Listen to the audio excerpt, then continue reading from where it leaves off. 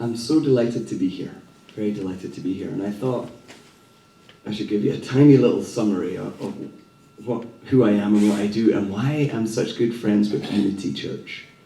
Love Unity.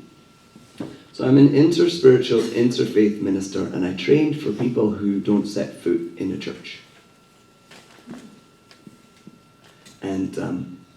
But I happened to, before I trained as an interfaith minister in New York, I used to live on the island of Iona, which is off the west coast of Scotland, and it's one of the most important places when it comes to the emergence of Christianity in the West.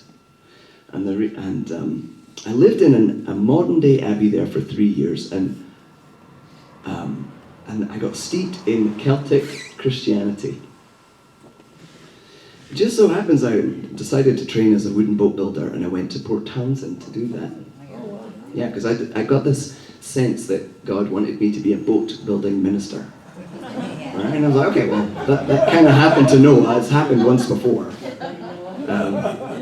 So I went to Port Townsend, and there at the Unity Church is a woman called Reverend Pam, and she is really keen on Celtic Christianity, and she heard that I was in town and that I sang this song called Deep Peace that made everybody cry, and she snaffled me into that congregation and asked me to come and join them. And for the last many years, for 4 years, I've been the music director at Unity of Port Townsend. I've learned a lot about the Unity tradition, and it's a really good match for my interfaith open attitude, and also because I'm so keen on prayer, which is what you guys have so much to teach the rest of Christianity.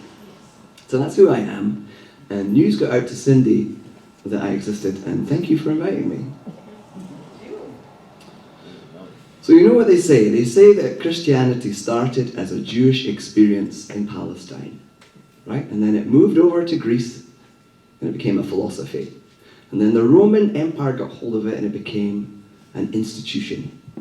And then it moved north to Europe and became a culture. Jumped over to North America and became a big business. Big business. Oh, amen. So today I'm going to talk about St. Francis. So we're going back into Christianity as a culture about 800 years ago. This is the time in which St. Francis was around, and I'm going to talk about him today. But before I do that, I'd like to open with a prayer. Great Spirit, you are within each of us. You dwell within us just as you dwell in all things, places, and all beings. The entirety of creation is your body. Nearer are you than breathing, closer than our hands and feet. And ours are the eyes with which you look out with compassion on this world. Open our eyes that we may see others as you see them. Amen.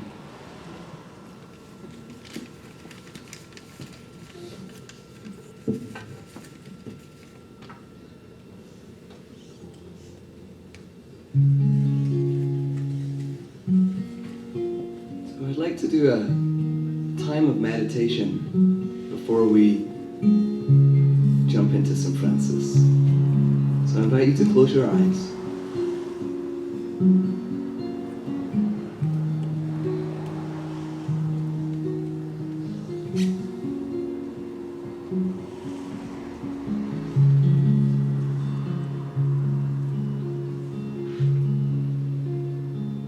St. Francis called the earth Mother Earth.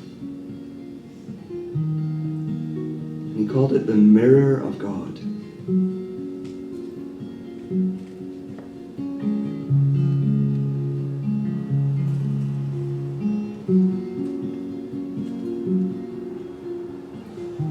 He lived in a way that brought love and prayer into his every encounter.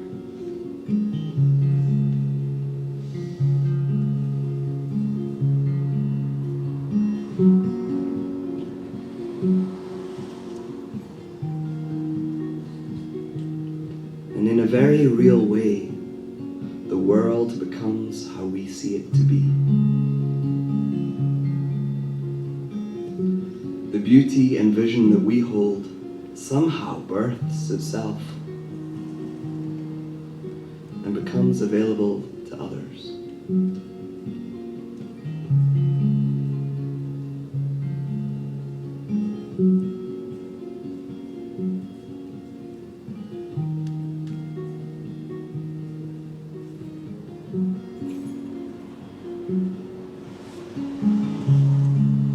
invite you to drop down into your body, to still your mind a little.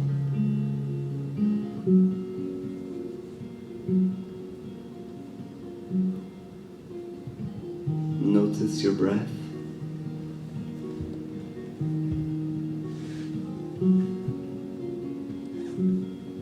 The temperature of the air against your skin.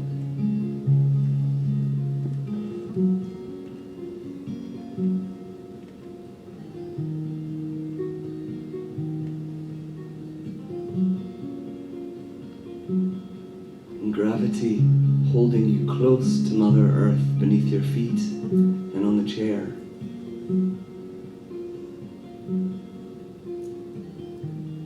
We walk around thinking that we are separate, but we are not.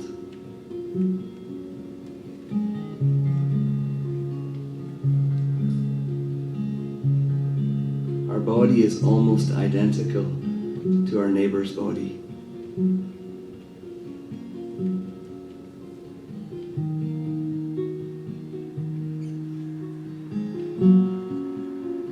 And our body is made up of stardust, just like all of Mother Earth.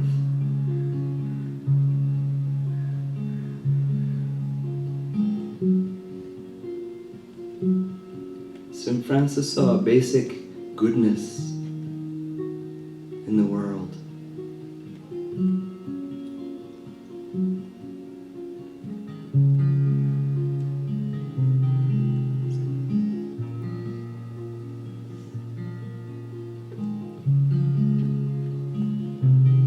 He witnessed love in those around him, and he midwifed healing and growth.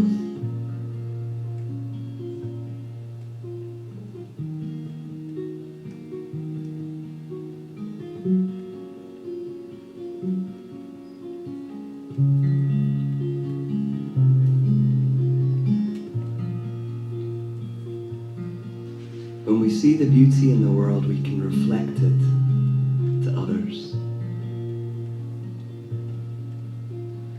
When we notice the goodness in the heart of another, we can respond to that goodness, bringing it out.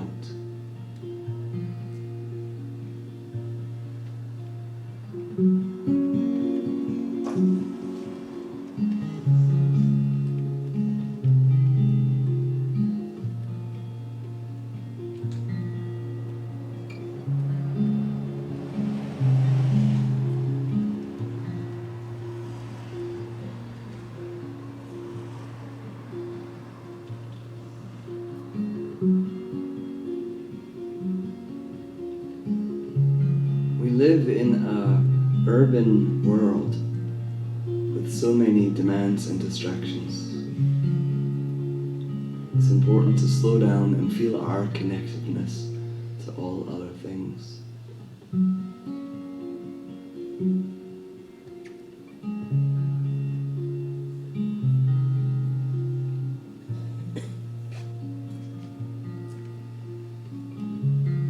But it's more than just calming our thoughts, it's also connecting. Rumi said, love is the bridge between you and everything else. And I ask you this week to slow down, become aware of where your body touches the rest of Mother Earth.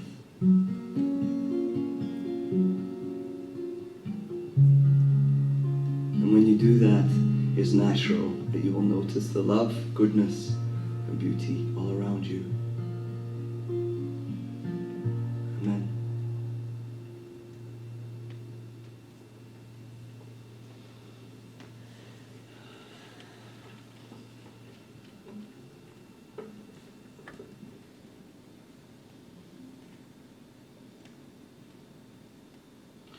I invite you to come back into the room.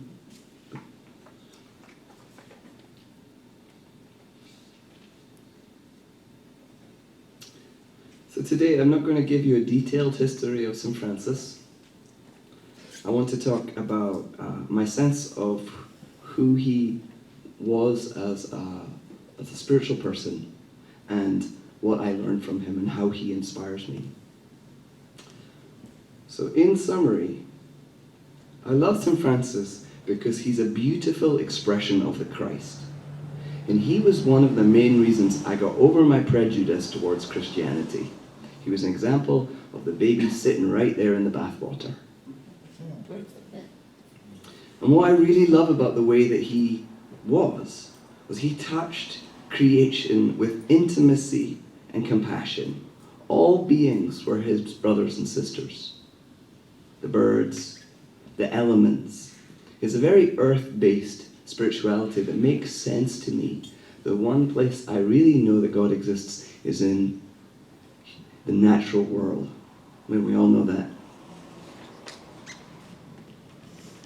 But the reason I got to know him was because I saw a postcard once that said the prayer of St. Francis on it. When I first moved to the Abbey, I didn't know very much about Christianity. And we had a little shop that sold things, and one of the things was the prayer of St. Francis. And I bought it, and I looked at it, and I thought, this is perfect. So I set it to music. And I think you might have a slide of this. Do you have the words? It's called the Prayer of St. Francis. You just have to listen to me.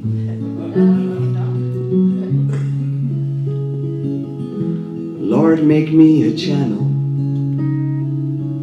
of your peace.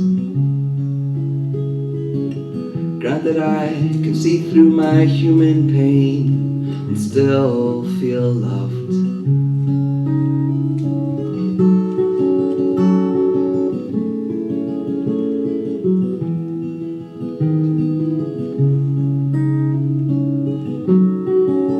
In the darkness, let light be found in there. I need light to find me here.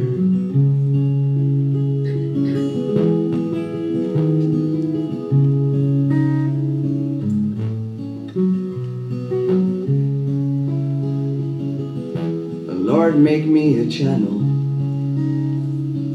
of your peace. Through my own pain and need, I will learn to understand.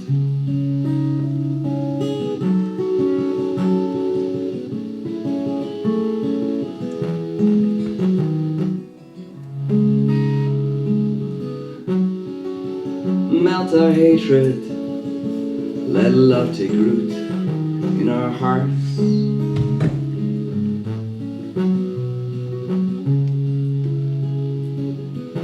Lord, make me a channel of your peace.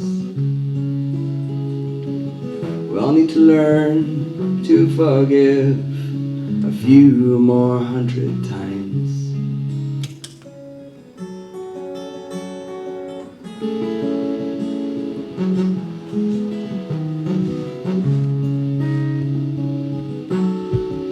Reach through our sorrow, let it be joy. Oh, let it be joy.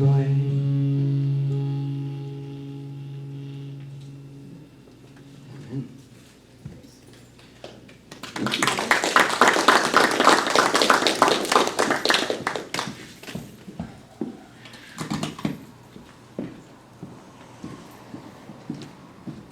Just gonna plug my guitar back in case it needs to charge.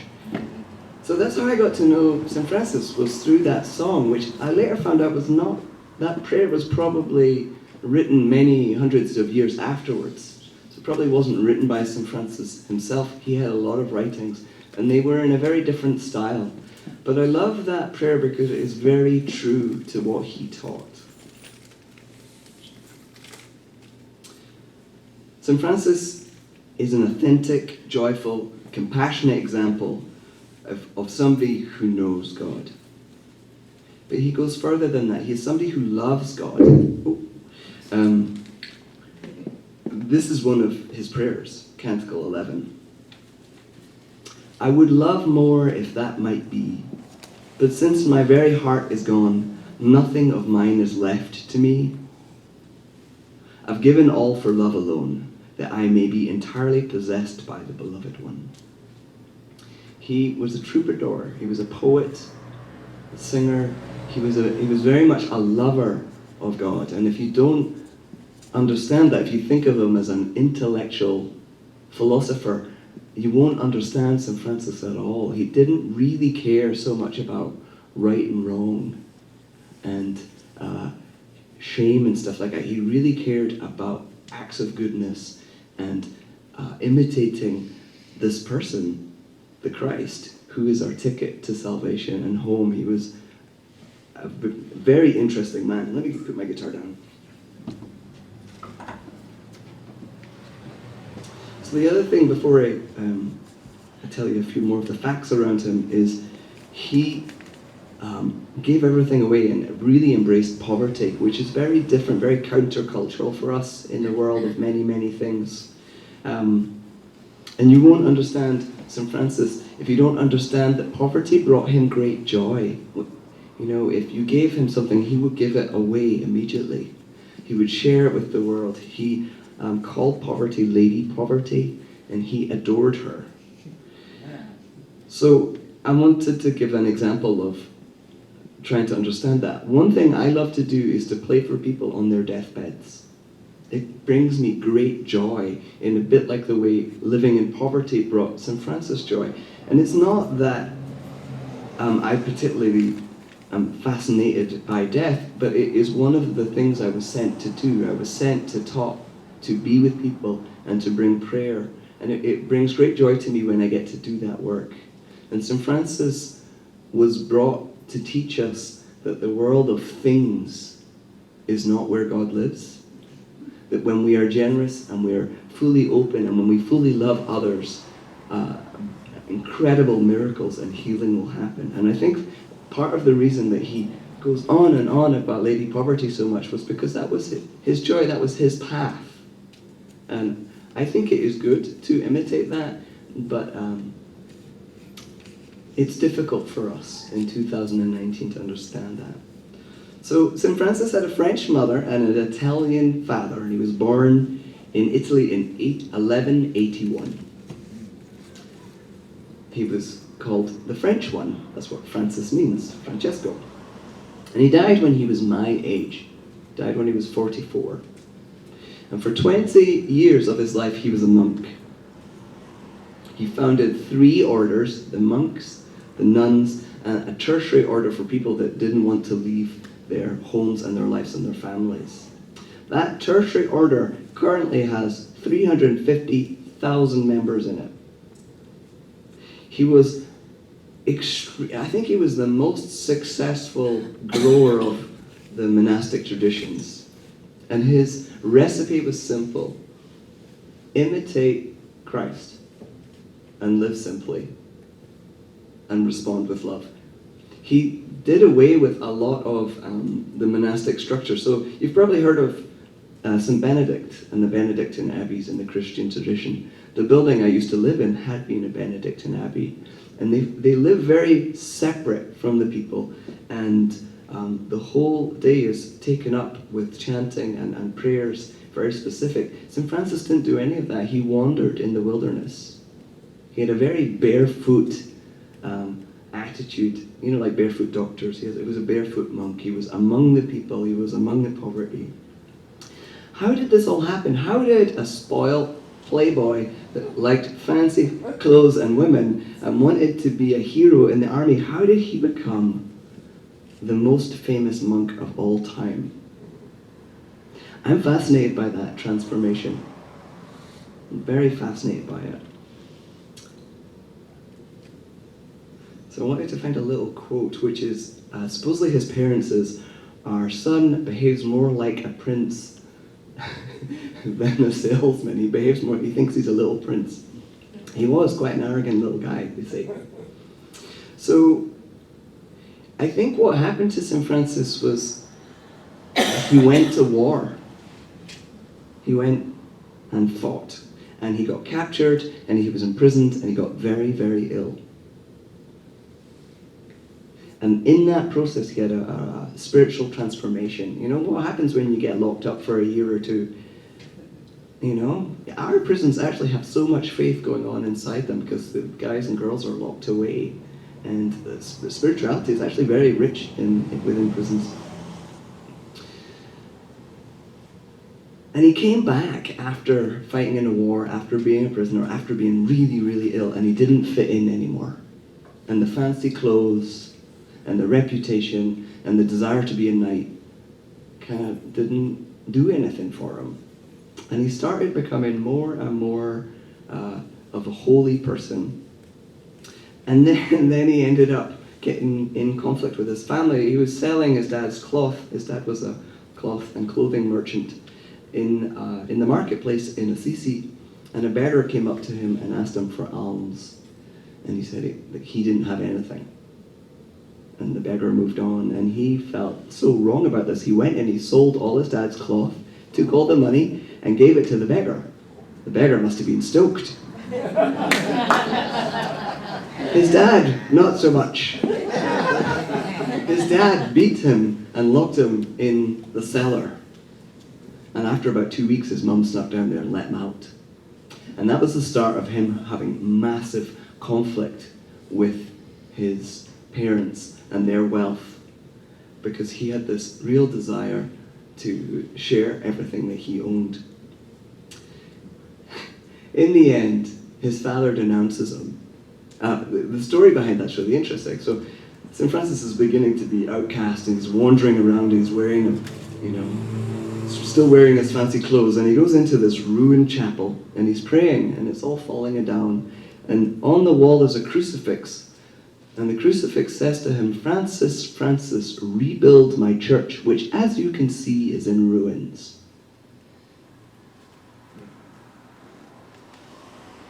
I don't think that happens very often, these mystical experiences, and it had a really profound impact on him. So he looked around at this ruined church, and he went, yeah, this is falling apart. So he snuck back into his dad's house, took some more cloth, sold it, and bought materials to rebuild this chapel. His dad finds out and he's furious, and he brings he gets the judge to arrest Francis, and they try him. And in that process, Francis strips off all his fancy clothes, is butt naked, and denounces his father, and his father says that he disowns him. And from that point on, he put on the brown beggar's robe, tied with some string, and wandered around for the next 5 years, praying and living a very simple life, owning nothing. So he has this transformation, this conflict with his dad, and then he has 5 years where he's wandering around pretty lost. And in that time, he doesn't know what to do. He's got this instruction about rebuilding churches, so he's constantly trying to rebuild physical buildings. He ends up scrubbing pots in monasteries. He walks around a lot. People don't like him. They remember that he's stripped off, naked in the middle of the town square, and that he wanders around and gives everything away, and he talks to the birds. A lot of people actually despise him, and they think he's a complete nutter. And he probably is. And you know what? I bet he's perfectly happy too. So he's done this for a long time, and people thought of him as the holy fool. He's weird and authentic. But the manner in which he relates to everything, the birds, the animals, the people, is really gentle and loving and joyous. And people start to notice him more, this strange guy that won't go away. And people notice that they like being around him, and he starts getting followers. And then there's a few of them all wandering around in their brown robes and string, and he ends up accidentally forming a little band of about 12 monks. And he has a friend who's this rich noblewoman called Claire, and she starts hanging around with him, and she's like, I want to do that too, and he says, well, do it. So she and a few women, they start wearing their own robes, and that's where the second order was formed, and it just took off over the next 20 years. The Pope finds out about this and isn't very pleased, summons Francis. Francis goes to Rome, manages to persuade the Pope that he is an authentic imitation of the man Jesus, and gets given the blessing, the papal blessing, which I think is amazing. So that's kind of what his story was. Simon's history of St. Francis, which leaves out so many details. Why I love St. Francis is he's the best example of praise I have ever seen. And especially for people that believe in positive prayer, he has so much to teach us. If you see basic goodness in life, the abundant healing, the vitality of the stars, if you see that, and you know it's in your own form, then you can share it with others. In a very real way, the world becomes what we see it to be. We know that. But do we really see the joy, the healing, the wonder?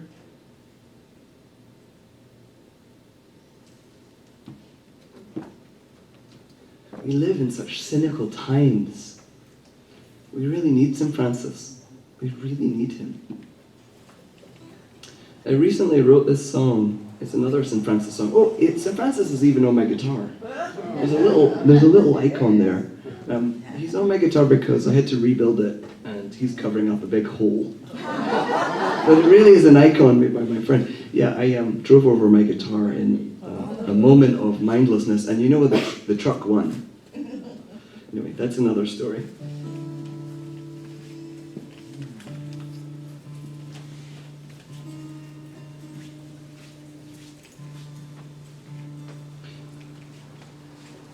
So there's a prayer of St. Francis is called Canticle of the Sun, or Canticle of the Creatures, or Brother Moon, Brother Sun, Sister Moon. And it's a really beautiful prayer, and I set it to music. Shall we try again with the bug? Let's see if it works. If it doesn't, I'll just play it a cappella.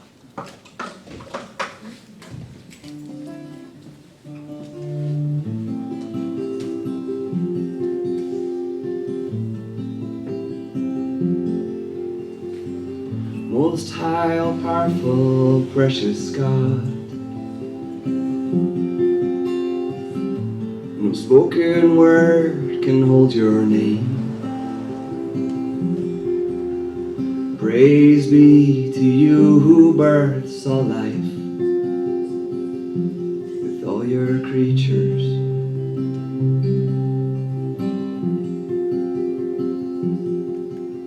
Especially you, Sir, Brother Sun, who is the day and is your light, a beauty so true to you. There you are, there you are.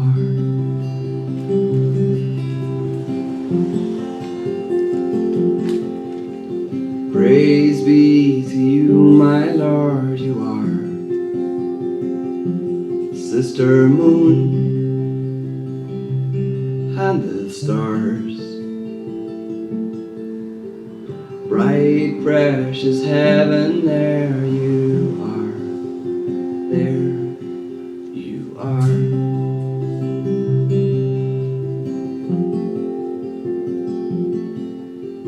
Praise be to you, my Lord, you are. Brother Wind and the air, breath of spirit, there you are, there you are.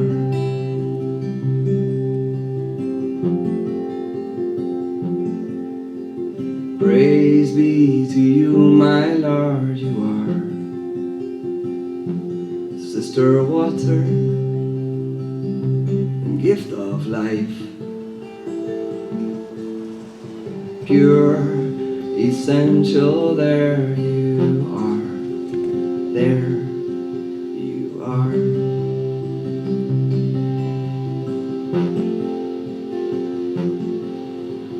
Praise be to you, my Lord, you are. Brother Fire friend through the night. Strong and playful, there you are, there you are.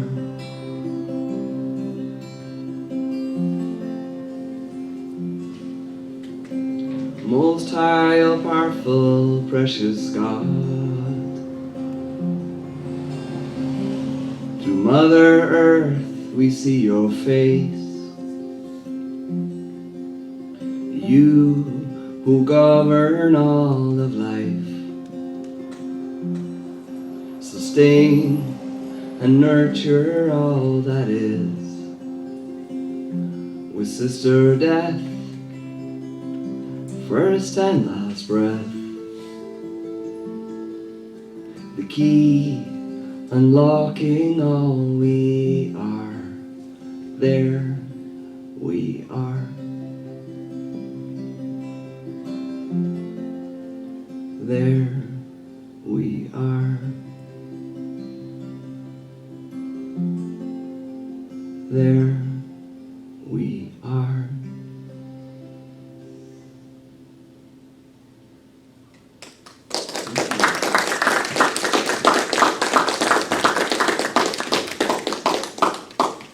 I think for Francis, God was really as close, as touching, as really present in every detail. And because of that, he had this alchemy, this healing. He was the first person that had the stigmata.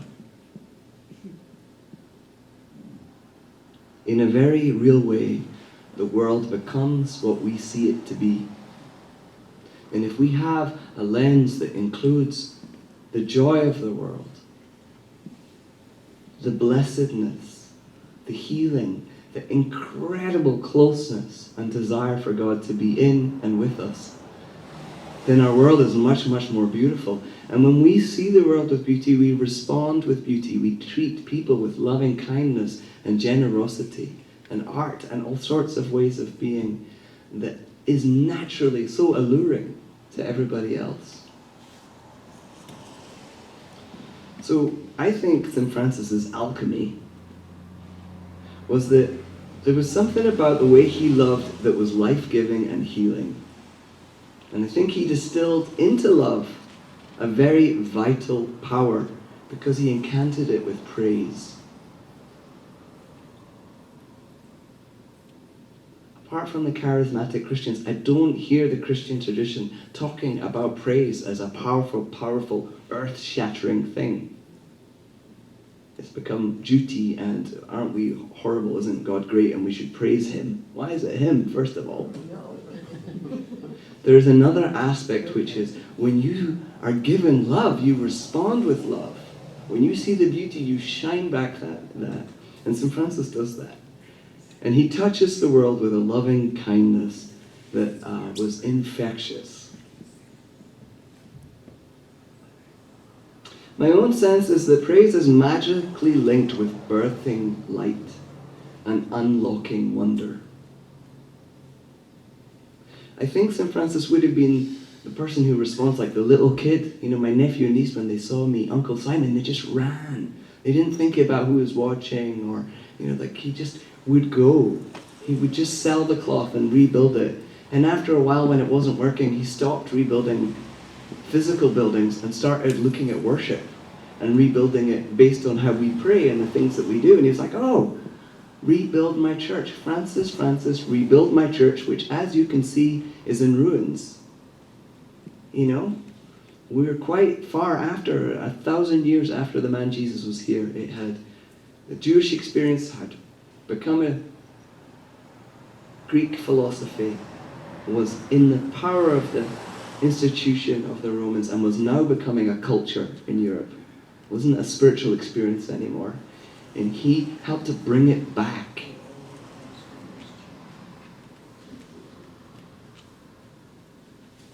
So let me focus, because I don't want to keep you here all day.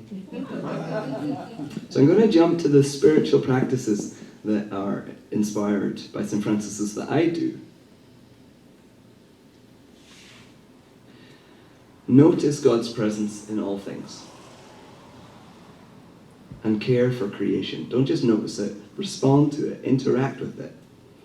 And specifically, St. Francis teaches us, like my Native American friends teach me, that nature is not a thing, it's a being. Brother wind, sister moon, mother earth. When you really see it as a loving being, you don't chuck your radioactive garbage into it. You don't overconsume. The second thing St. Francis was really big about was becoming a clean vessel and taking communion. He was probably smelly and wore these filthy robes, but he was very particular about cleanliness around communion, and that whole process of opening up your life so that the Christ consciousness can come through you, of being a channel, is central to his teachings. And if you don't take communion, which most people at Unity don't, I ask you, what are you doing to make space for that higher self? What ritual are you doing to set aside Simon and be a child of God? Communion is a fabulous way of doing that. It was the thing that St. Francis was really keen on. We don't have to do that if it's loaded for you. If it's loaded and it's been ruined by your upbringing, find something else. Like for me, singing the prayer of St. Francis. That's one of the ways on a daily basis I open myself up to the love that is far bigger than I am. And the third thing, and this was the principal teaching of his monastic tradition, is imitate those who know God. Imitate those who know God. This is spiritual practice for dummies, easy, and it works. Imitate the Christ, imitate St. Francis, imitate those people in your life that have a beautiful prayer presence, or the Dalai Lama, or Oprah, or whoever it is. If we do that, then we'll get quite far. Thank you for listening.